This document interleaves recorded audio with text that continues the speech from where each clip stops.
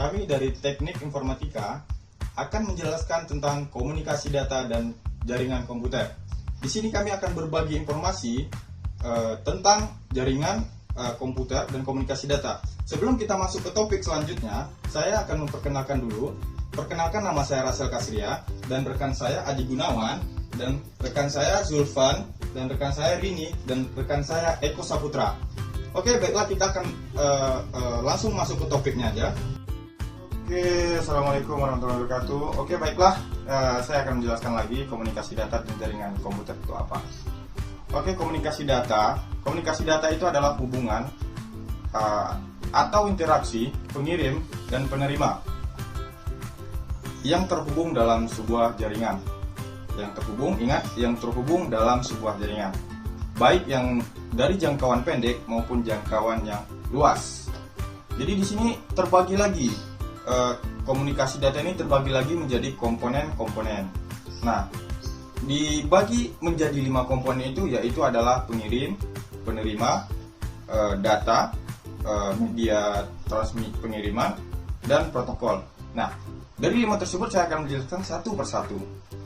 Pengirim itu adalah perangkat yang mengirimkan data, dan penerima adalah perangkat yang menerima data. Sedangkan data itu sendiri adalah informasi yang akan dikomunikasikan. Nah, setelah itu apa? Media pengiriman itu sendiri adalah media atau perantara yang digunakan untuk melakukan pengiriman data. Nah, jadi saling berkaitan ya. Nah, protokol sendiri adalah aturan-aturan yang berfungsi sebagai perantara hubungan. Ya, antara hubungan. Jadi mereka di antara 5 komponen tersebut mereka tidak bisa dipisahkan, atau mereka itu sudah menyatu seperti itu. Nah, kemudian ada jenis komponen data. Maksud saya jenis komunikasi data. Jenis komunikasi data itu sendiri ada terbagi 2. Yang pertama adalah melalui alat. Ya, seperti kita ketahui alatnya banyak sekali.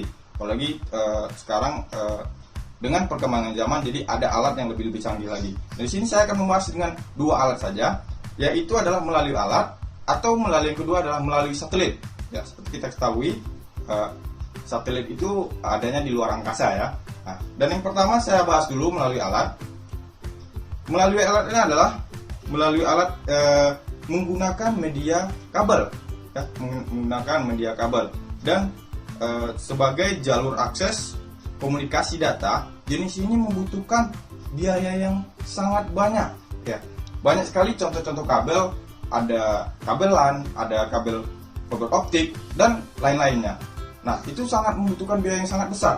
Nah, contohnya sambungan komunikasi data paket, ya, sama seperti kabel fiber optik yang di bawah laut. Nah, itu sangat membutuhkan biaya yang sangat banyak.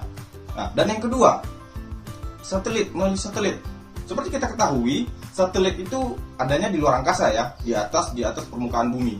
Jadi itu juga sangat butuh biaya yang sangat besar. Bahkan Indonesia dulu mempunyai satelit, tapi dijual tapi nggak tahu gimana sekarang satelitnya. Nah, baiklah, saya akan membahas lagi satelit. Sebuah benda yang mengorbit atau berputar mengelilingi benda lain. Nah, dia itu mengelilingi benda lain karena gravitasi benda yang tersebut. Karena gravitasi benda tersebut, makanya dia mengelilingi benda-benda yang lain. Nah, oke, satelit itu sendiri menggunakan sebagai jalur akses, ya, jalur akses biayanya, jangkauannya yang dapat cukup lebih luas dan mampu menjangkau lokasi-lokasi seluruh dunia. Nah, seperti kita ketahui, Amerika mempunyai satelit dan negara-negara besar yang lainnya. Oke, itu cukup saja, itu pembahasan dari saya. Semoga bermanfaat. Oke, terima kasih. Oke, saya akan meneruskan pembahasan tentang komunikasi data yang materinya mengenai signal. Signal itu adalah suatu gejala fisika, di mana suatu atau lebih dari karakteristik melambangkan informasi. Secara umum, signal dibagi menjadi 2. Yang pertama, signal analog dan signal digital. Yang pertama, saya akan membahas tentang signal analog. Signal analog itu secara umum adalah gelombang elektromagnetik yang disebar melalui media. bergantung pada spektrumnya melalui amplitude yang merupakan ukuran sinyal pada suatu ukuran waktu dan frekuensi yang merupakan banyaknya gelombang per detik. Yang kedua, masalah signal digital. Signal digital itu merupakan tegangan yang dapat ditransmisikan melalui medium kawat. Terus masalah konfigurasi jalur komunikasi. Konfigurasi jalur komunikasi itu merupakan cara bagaimana perangkat hendak berkomunikasi dihubungkan. Contohnya yang pertama point to point. Point to point itu menghubungkan dua buah perangkat yang hendak berkomunikasi. Yang kedua multi point. Multi point itu perangkat yang hanya menghubungkan lebih dari dua perangkat komputer hingga berkomunikasi. Saya akan membahas tentang sistem transmisi. Sistem transmisi adalah proses pengangkutan informasi dari suatu titik ke titik lain dalam suatu jaringan. Sistem transmisi dibagi menjadi dua. Saya akan membahas yang pertama, sistem transmisi. Transmisi analog.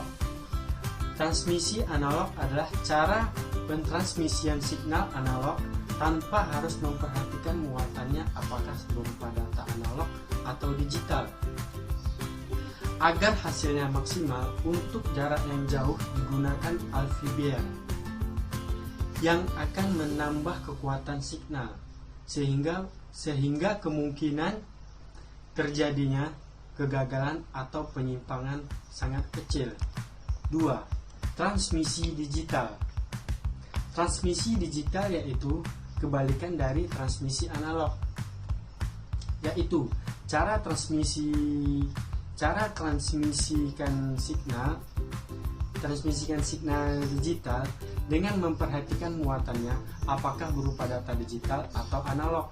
Untuk jarak yang jauh digunakan repeater yang akan memulihkan signal yang lemah sehingga tidak terjadi kegagalan atau penyimpangan. Aku akan menjelaskan lagi tentang jaringan komputer. Jaringan komputer itu adalah suatu himpunan interkoneksi sejumlah komputer, dua buah komputer atau lebih dikatakan terhubung apabila keduanya dapat saling bertukar informasi. Ada juga itu manfaat penggunaan jaringan komputer. Itu ada beberapa macam manfaat penggunaan jaringan komputer, yaitu berbagai perangkat keras, berbagai komponen maupun data, mendukung kecepatan berkomunikasi, memudahkan pengaksesan informasi. Dan ada juga itu klasifikasi jaringan komputer seperti local area network atau LAN, yaitu jaringan komputer yang hanya mencakup area yang sempit seperti gudang atau beberapa gudang yang berdekatan. Dan ada juga clean server clean sebagai pengaksesan data, sedangkan server yang memberikan data. Ada juga itu peer-to-peer. Peer-to-peer itu artinya pengaksesan data yang hanya dapat dilakukan pada suatu komputer saja. Dan ada juga itu metropolitan area network atau MAN. Itu artinya jaringan komputer yang mencakup geografis sebuah kota, merupakan pembesaran dari LAN, dapat mencakup area sekitar 10-45 km. Dan ada juga itu WAN area network atau WAN, yaitu maksudnya mencakup geografis yang luas, misalnya sebuah negara ataupun benua. Di sini saya akan memperjelaskan komunikasi data dan jaringan. Di sini komunikasi data, saya akan menjelaskan tentang protokol komunikasi. Protokol komunikasi adalah sebuah aturan yang mendefinisikan fungsi-fungsi yang terdapat dalam jaringan komputer. Misalnya mengirim pesan, data informasi agar komunikasi dapat berlangsung dengan baik, walaupun sistem pada kedua buah jaringan berbeda. Nah, di sini standar protokol yang terpopuler sampai saat ini yaitu OSI, Open System Interconnecting, yang telah ditentukan oleh ISO, Information Standard Organization. Di sini ada komponen protokol. Yang pertama itu ada aturan dan prosedur. Jadi di mana-mana itu ada aturan dan prosedur. Prosedur itu tata cara gimana aturan mainnya gitu. Di sini ada untuk mengatur mengatur pembentukan atau pemutusan hubungan. Nah, jadi ada pembentukan dan ada pemutusan hubungan. Mengatur proses pengiriman data. Jadi kita harus mengatur proses pengaturan data. Yang kedua yaitu format atau bentuk. Nah, jadi kalau komunikasi data itu ada formatnya dan ada bentuknya. Nah, yang bentuknya itu maksudnya rekuensi pesan. Nah, jadi bentuk komunikasi data itu pesan. Nah, yang ketiga itu kosakata. Nah, jadi yang ketiga itu kosakata. Kosakata itu jenis pesan dan makna masing-masing pesan. Jadi kosakata itu kayak seperti masing-masing pesan itu memiliki jenisnya, misalnya kan, jenis apa aja pesan-pesan itu gitu. Yang kedua ini saya akan menjelaskan fungsi protokol. Secara umum, protokol mempunyai fungsi untuk menghubungkan penerima dan pengirim dalam berkomunikasi serta agar komunikasi yang terjadi dapat berjalan dengan baik. Nah, di sini fungsi protokol ini kan ada jenis-jenisnya. Nah, di sini secara umumnya protokol mempunyai fungsi yang menghubungkan penerima dan pengirim. Nah, yang pertama yaitu fragmentasi dan reassembly. Yang mana yang pertama ini yang berfungsi membagi informasi yang dikirim menjadi beberapa paket data pada saat pengirim mengirimkan informasi, dan pada saat diterima oleh penerima akan dihubungkan lagi menjadi paket informasi yang lengkap. Nah, jadi maksudnya ini pesan kita itu diterima secara lengkap dan secara baik dan secara full, nggak ada efek sampingnya atau bermasalah atau yang tidak kurang baik, semuanya lengkap baik. Yang kedua yaitu expulsion. Ya, yang kedua itu expulsion berfungsi membangun hubungan komunikasi antara pengirim dan penerima, termasuk hal pengirim data dan pengakhiran hubungan connection. Nah, jadi di situ ada pengiriman data, itu yang maksudkan connection. Connection itu seperti menghubungkan data dengan data pengirim dan data penerima, itu sama connection, penghubung, terkoneksi.